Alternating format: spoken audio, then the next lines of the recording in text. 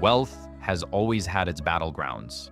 Some fortunes were built brick by brick on land and property that stood the test of time. Others were forged in the chaos of trading floors where stocks rose and fell like tides.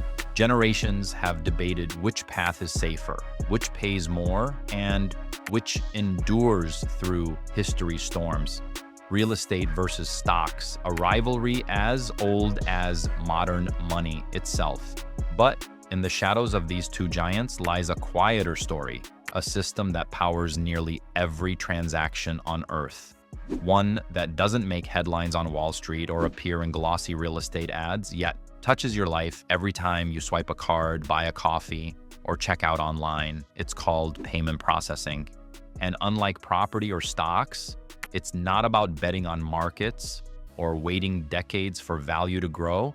It's about tapping into the flow of money itself. Today, we'll bust the myths and compare these three wealth-building arenas: real estate, stocks, and payment processing. We'll weigh their returns, taxes, scalability, and risks. And by the end, you'll see how they truly stack up and why most people never hear the full story. If you're into hidden financial systems and how money really works, hit like and subscribe. Profit from Payments channel. Let's dive in. Real estate has long been a cornerstone of wealth building. Buying property, whether a rental home or a commercial building, means owning a physical asset that can appreciate over time and generate income. Historically, real estate values rise modestly, and rental income might add a few percent more. Thanks to leverage using mortgage loans, gains can be amplified from a relatively small down payment. Overall, a well-chosen property often yields solid but not explosive returns in the mid-single-digit range annually. Real estate offers some of the best tax benefits. Owners can deduct expenses and claim depreciation. Profits on a sale can be deferred by rolling the proceeds into a new property via a 1031 exchange. These perks mean you can build wealth while owing relatively little in taxes along the way. Scaling a real estate portfolio requires significant capital and effort. Each property means a hefty down payment, a mortgage, and ongoing management, either doing it yourself or paying a property manager. You can grow an impressive portfolio over years, but it's hands-on and slower moving compared to investing in stocks or other paper assets. Real estate is generally stable but not risk-free. Leverage magnifies both returns and risks, so downturns can wipe out equity fast if debt is high. Values can decline in a market crash, and real estate is illiquid. You can't cash out quickly without a potential loss. There are also daily risks. Tenants might damage property or miss rent, and major repairs, like a new roof or plumbing issues, can be very expensive. If all your properties are in one region, a local downturn could hit your investments hard. Stocks have been another main avenue to grow wealth. Buying a stock means buying a slice of a company. Your wealth grows as that company earns profits, pays dividends, or becomes more valuable. Through index funds, you can own hundreds of companies at once, capturing the growth of entire economies without needing to run a business yourself. From blue-chip corporations to broad index funds, stocks allow anyone to participate in the profits of publicly traded businesses. Historically, stocks have offered higher average returns than real estate, roughly 8 to 10% per year over the long term. Some years are up, some down, but over decades, a diversified stock portfolio tends to grow more steeply than real estate values. However, these returns are entirely dependent on market performance, which you can't control. Long-term stock gains are taxed at lower capital gains rates, and qualified dividends also get a tax break. You can also invest through tax-advantaged retirement accounts to defer or avoid taxes on growth. In short, the tax code rewards patient stock investors, while short-term trades get taxed at higher ordinary income rates. It's extremely easy to scale a stock portfolio. You can start with a few dollars, and it's no more work to manage $1,000 or $100,000. Just adjust the amount. Diversification is straightforward too. A single index fund can spread your investment across hundreds of companies. You don't have tenants or maintenance. It's as hands-off as it gets. Stocks are volatile. It's common to see drops of 20% or more in a bad year, sometimes much more. Not everyone has the stomach for that ride. Diversification helps reduce risk, but you still need discipline not to panic sell during market crashes. The upside is liquidity. You can sell stocks quickly if you need cash, though possibly at an unfavorable price if the market is down.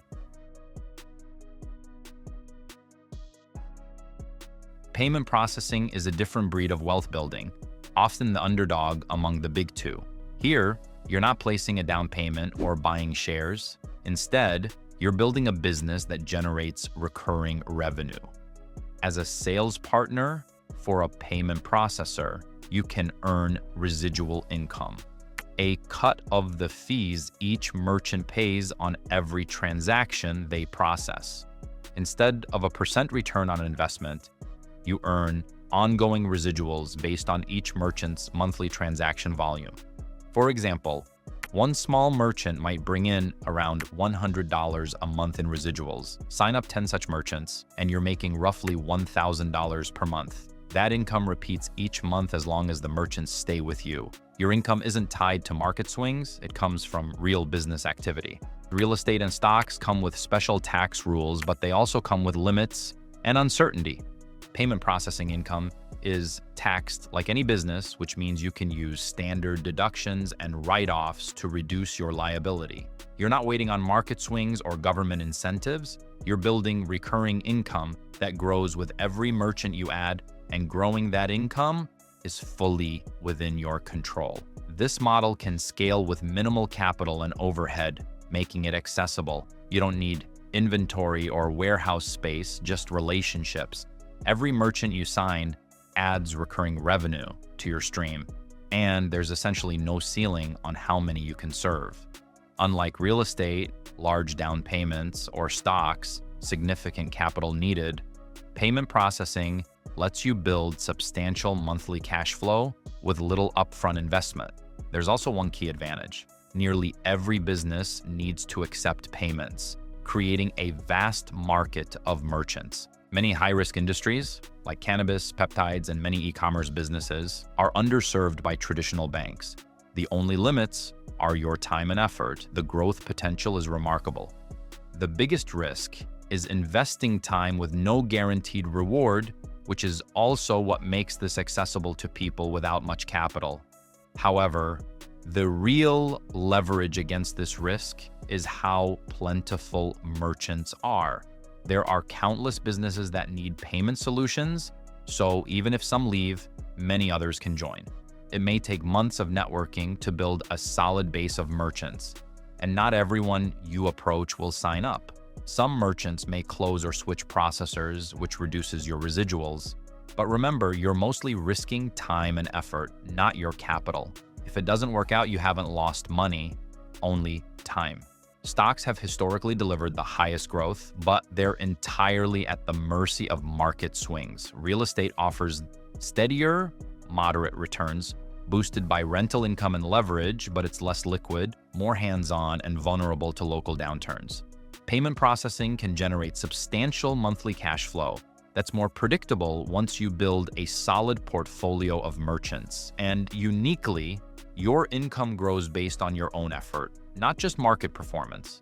Real estate boasts strong tax benefits, depreciation write-offs, and 1031 exchanges that can cut taxes. Stocks get favorable treatment if held long-term, or in retirement accounts, lower capital gains and tax-deferred growth.